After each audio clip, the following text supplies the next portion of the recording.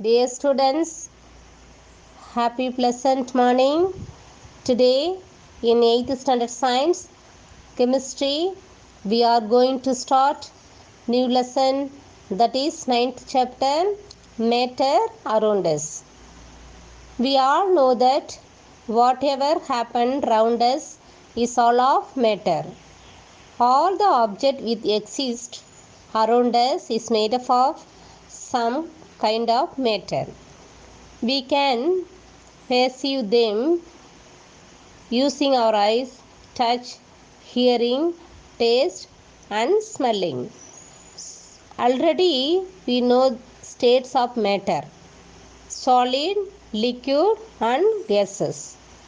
So we will come across lot of things in our daily life. We can see detailedly about it in this lesson.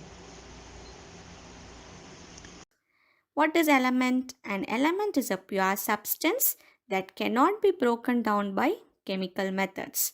For example, the element gold cannot be broken down into anything other than gold.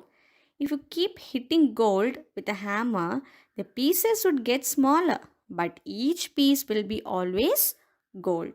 So these elements consist of only one type of atom, and an atom is the smallest particle of the element and it still has the properties of the element. So what can we say? All the atoms of a specific element will have their own property. So, followed by this, various scientists gave us some symbols. What is a symbol? It is an image or object that stands for some meaning. So, in order to know the various type, there are four, like Greek symbol, alchemist symbol, Dalton symbol, and Berzelius symbol. The first one is the Greek symbol. The symbols are in form of geometrical shapes that were used by the ancient Greek to represent the four basic elements, that are earth, air, fire, and water. So these are the Greek symbols as shown here. They are represented in form of a geometrical shape. Next one is the alchemist symbol. What is an alchemist symbol? In early days, people used different symbols while they tried to change less valuable metal into gold. The process of changing less valuable metal into gold was called as alchemy, and the men who did this work were known as alchemists. Here they are represented four symbols for nickel, arsenic, antimony, and water. Next is the Dalton symbol. So in 1808, John Dalton tried some various elements in order to define them in form of pictorial symbols. As though it was somehow difficult to represent it, it was not used. But they have given us some list of symbol that was given by Dalton. You can go through it, like hydrogen, copper, nitrogen, lead, etc. These are Dalton symbols. Next is the Berzelius symbol.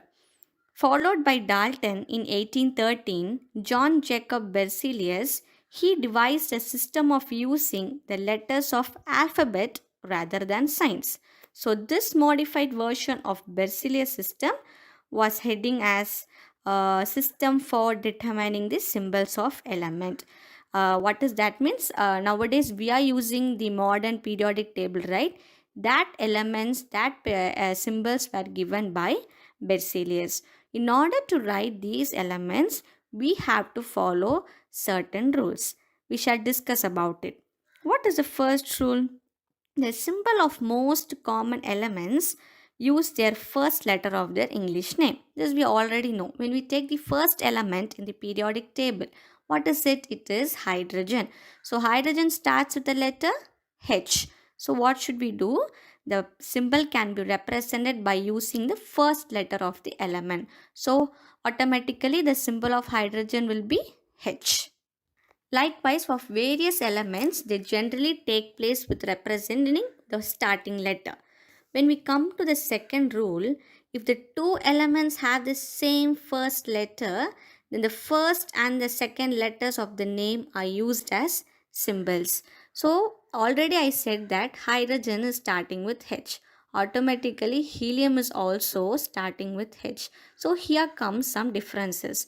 Already we have given hydrogen as H. So for helium, what should we do? We have to take the first two letters of the element. Automatically, what happens? The symbol of helium becomes He. The third rule is that if the first two letters of the name of the elements are same, now we saw the first letter is same. But in third rule, what are they discussing? That even it can be a chance of having the first two letters as same. When we see an example for argon and arsenic. When we consider argon, argon starts with AR as well as arsenic also starts with AR. But in order to differentiate, they have given placement for argon as AR. In the case of argon, they have considered the first two letters, but in case of arsenic, they have taken as the first letter and the third letter. In order to differentiate both, they have given this rule.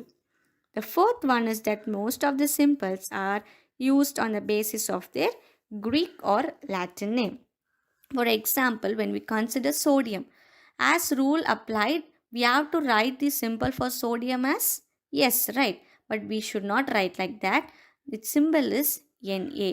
Why they have given Na? Because sodium is derived from the Latin name natrium. That is called as Na. The fifth one is that some elements are named using the name of country, a scientist, a color, or a mythological character. We'll see example when we consider americium. It is an element and its symbol is Am, and the name is derived from a country name called as America. When we consider europium, it is derived from a country name Europe. When we consider nobelium, it is derived from the name of a scientist, Alfred Nobel.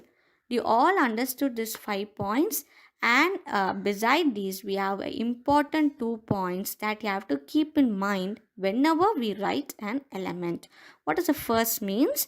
If the element has a single English letter, it should be written in capital letter.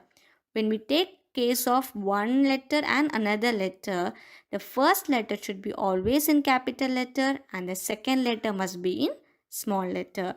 All these rules must be kept in mind while writing the symbol of an element. Hope you all understood today's class. We shall meet in the next topic in the next class. Thank you.